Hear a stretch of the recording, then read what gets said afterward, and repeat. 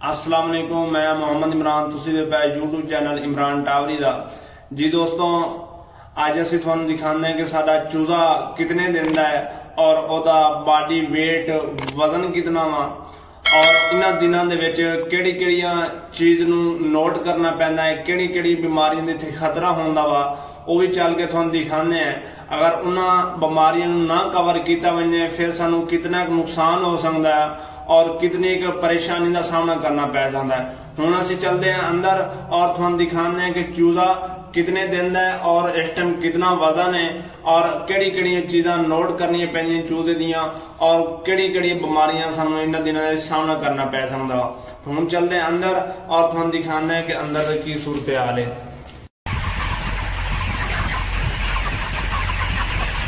जी दोस्तों असीं शहर दे विच मौजूद हैं इस टाइम और चूजा चेक करो, साडा 37 दिन का चूजा वा।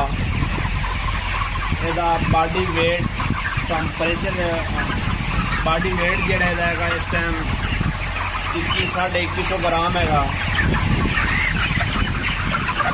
ਇਹਨਾਂ ਦਿਨਾਂ ਦੇ ਵਿੱਚ ਖਾਸ तौर बुखार ਜਿਹੜਾ ਹੈ ਸਾਨੂੰ बुखार ਨੂੰ कवर करना चाहिए है। इन्हां दिनों के विच जानवर नूं बुखार हो सकता वा। अगर जानवर नूं बुखार होएगा इन्हां दिनों के विच सानूं ज़्यादा नुकसान है, क्योंकि जदों जानवर नूं बुखार होएगा जानवर साडा बैठेगा, जो जानवर बैठेगा फिर वो अपना वजन भी लूज करेगा और जो वजन लूज करेगा फिर साडा नुकसान है। इस वास्ते इन्हां दिनों के विच खास तौर बुखार नूं कवर करो और उस तू हट के अपना जिहड़ा पराठा वा जानवर का थल्ले टो बिछाई हुई है इसनूं खुश्क रखना चाहिए। और ये थोड़ा खुश्क नहीं गिला वा तो फिर भी थानू मसला बन सकता वा। फिर वो किहड़ा मसला बन सकता वा, खास तौर बरादा गिले होने दे विच काकसी का मसला बन सकता वा। जदों काकसी का मसला बनेगा उदों साडी जानवर लूज ड्रापिंग करेगा। जदों लूज ड्रापिंग करेगा फिर सानू मसला भी ज़्यादा बनेगा, क्योंकि जदों लूज ड्रापिंग करेगा फिर जानवर वजन लूज करेगा फिर वो साडा नुकसान है। इन्हां दिनां दे विच जानवर नूं बुखार नहीं होना चाहिए। जदों जानवर नूं बुखार होएगा फिर बैठेगा, क्योंकि जदों बरादा गिला होएगा लूज ड्रापिंग करेगा काकसी का मसला बनेगा। इस वास्ते साडी इन्हां दिनां दे विच दवाई भी ज़्यादा लगेगी और नुकसान भी सारा ज़्यादा करेगा, क्योंकि इन्हां दिनां दे विच लूज ड्रापिंग नूं कवर करना और बुखार नूं कवर करना इन्हां दिनां दे विच बहुत ही ज़रूरी है। क्योंकि और इन्हां चीज़ां ना कवर करांगे फिर सारा ज़्यादा नुकसान हो सकता वा। इस टाइम फीड इनटेक ज़्यादा होंगी है और इन्हां दिनां दे विच सानू लीवर भी ज़्यादा चलाना चाहिए वा।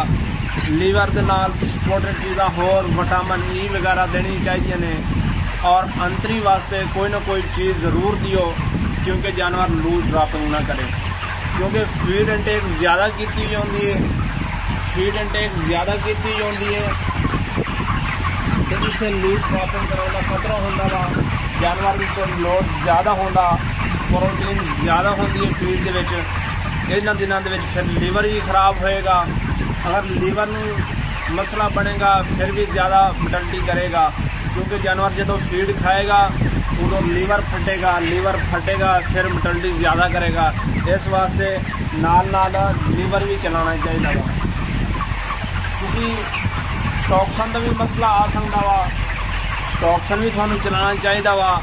एक फीड के टाइम टॉक्सन चला लो इन्हां दिनां दे विच। दूसरे दे विच लिंकोमाइसिन प्रोग्रो मोटर चला लो कि जिहड़ा वजन दे विच इजाफा करे, ये मसला आ सकता वा।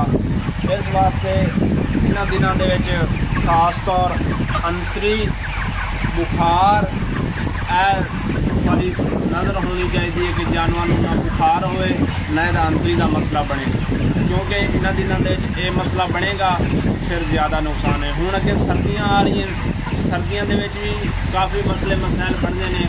खास तौर इन्हां दिनों के काकसी का मसला बनेगा सर्दियों के, क्योंकि सर्दियाँ होंदियां खुली हवा नहीं मिलती ਬਰਾਦਾ ਸਾਡਾ ਗਿੱਲਾ ਹੁੰਦਾ ਹੈ। ਅਗਰ ਬਰਾਦਾ ਸਾਡਾ ਗਿੱਲਾ ਹੋਏਗਾ ਫਿਰ ਵੀ ਉਹੀ ਕਾਕਸੀ ਦਾ ਮਸਲਾ ਬਣੇਗਾ। ਇਸ ਵਾਸਤੇ ਇਹਨਾਂ ਦਿਨਾਂ ਦੇ ਵਿੱਚ ਤੁਹਾਨੂੰ ਚਾਹੀਦਾ ਵਾ ਕਿ ਇਹਨੂੰ ਅੰਤਰੀ ਵਾਸਤੇ ਕੋਈ ਨਾ ਕੋਈ ਚੀਜ਼ ਦਿੱਤੀ ਰਹੋ ਔਰ ਲੂਟ ਡਰਾਪਿੰਗ ਨਾ ਕਰੇ ਜਾਣਾ। ਹੁਣ ਸਰਦੀਆਂ ਆ ਰਹੀਆਂ, ਆਉਣ ਵਾਲੇ ਦਿਨਾਂ ਦੇ ਵਿੱਚ ਜਿਹੜੇ ਫਲਾਕ ਹੋਣਗੇ ਥੋੜ੍ਹੇ ਜਿਹੇ ਮੁਸ਼ਕਿਲ ਹੋਣਗੇ, ਕਿਉਂਕਿ ਆਉਣ ਵਾਲੇ ਦਿਨ ਜਿਹੜੇ ਹੋਣਗੇ ਥੋੜ੍ਹੇ ਜਿਹੇ ਮੁਸ਼ਕਿਲ ਹੋਣਗੇ, ਕਿਉਂਕਿ ਰਾਤ ਨੂੰ ਠੰਡ ਹੋਣੀ ਆ, ਦਿਨੇ ਗਰਮੀ ਹੋਣੀ ਆ ਔਰ ਵੈਂਟੀਲੇਸ਼ਨ ਜਿਹੜੀ ਹੈ ਜ਼ਿਆਦਾਤਰ ਬੰਦੇ ਜਿਹੜੇ ਨੇ ਹੀਟਰ ਨਹੀਂ ਚਲਾਉਣਗੇ ਔਰ ਜਦੋਂ ਹੀਟਰ ਨਾ ਚਲਾਉਣਗੇ ਜ਼ਿਆਦਾ ਮਸਲਾ ਬਣੇਗਾ। ਔਰ ਇਹਨਾਂ ਦਿਨਾਂ ਦੇ ਵਿੱਚ ਆਉਣ ਵਾਲੇ ਦਿਨਾਂ ਦੇ ਵਿੱਚ ਜਿਹੜੇ ਮਸਲੇ ਬਣਨਗੇ ਉਹ ਜ਼ਿਆਦਾਤਰ IB ਔਰ H9 ਦੇ ਹੋਣਗੇ, ਕਿਉਂਕਿ ਵੈਂਟੀਲੇਸ਼ਨ ਦਾ ਮਸਲਾ ਹੋਣਾ ਮੇਨ। ਜਿਹੜਾ ਬੰਦਾ ਸਰਦੀਆਂ ਦੀ ਵੈਂਟੀਲੇਸ਼ਨ ਬਿਹਤਰ ਕਰੇਗਾ ਉਹੀ ਜਾਨਵਰ ਤਿਆਰ ਹੋਏਗਾ। ਜਿਹੜਾ ਵੈਂਟੀਲੇਸ਼ਨ ਘੁੱਟੇਗਾ ਔਰ ਹੀਟਰ ਨਾ ਚਲਾਏਗਾ, ਪੱਖਾ ਕੰਮ ਦੇਗਾ, ਉਹਨੂੰ ਜ਼ਿਆਦਾ ਮਸਲੇ ਬਣਨਗੇ। ਇਸ ਵਾਸਤੇ ਦੋਸਤੋ ਅਗਰ ਜਾਨਵਰ ਤਿਆਰ ਹੈ ਤੁਹਾਡਾ, ਤਿਆਰ ਜਾਨਵਰ ਦੇ ਵਿੱਚ ਤੁਸੀਂ ਲੂਪ ਡਰਾਪਿੰਗ, ਬੁਖਾਰ ਇਹ ਚੀਜ਼ਾਂ ਕਵਰ ਕਰਨੀਆਂ ਚਾਹੀਦੀਆਂ। ਅਗਰ ਇਹ ਚੀਜ਼ਾਂ ਠੀਕ ਨੇ ਫਿਰ ਜਾਨਵਰ ਤੁਹਾਡਾ ਠੀਕ ਹੈ। ਔਰ ਤੁਸੀਂ ਇਹ ਚੀਜ਼ਾਂ ਜਿਹੜੀਆਂ ਤੁਹਾਡੇ ਮਸਲੇ ਮਸਾਇਲ ਚੱਲਦੇ ਪੈਣ ਫਿਰ ਜਾਨਵਰ ਬਾਡੀ ਵੇਟ ਜਿਹੜਾ ਵਾ ਉਹ ਵੀ ਕੰਮ ਕਰੇਗਾ। ਜਿਤਨੀ ਕੋ ਫੀਡ ਖਾ ਰਹੀ ਹੈ ਉਸ ਫੀਡ ਦੇ ਮੁਤਾबिक ਜਾਨਵਰ ਜਿਹੜਾ ਵਾ ਫੀਡ ਦੇ ਮੁਤਾबिक ਜਾਨਵਰ ਜਿਹੜਾ ਨਾ ਵਜ਼ਨ ਨਹੀਂ ਕਰੇਗਾ। ਇਸ ਵਾਸਤੇ ਤੁਹਾਨੂੰ ਇਹਨਾਂ ਦਿਨਾਂ ਦੇ ਵਿੱਚ ਅੰਤਰੀ ਵਾਸਤੇ ਕੋਈ ਨਾ ਕੋਈ ਚੀਜ਼ ਚਲਾਣੀ चाहिए। अगर सारी वीडियो अच्छी लगे सारे चैनल को सब्सक्राइब करें और बेल आई बटन को ज़रूर दबा दें ताकि इस वीडियो आपकी तरफ पहुँच जाए। तब तक के लिए अल्लाह हाफ़िज़।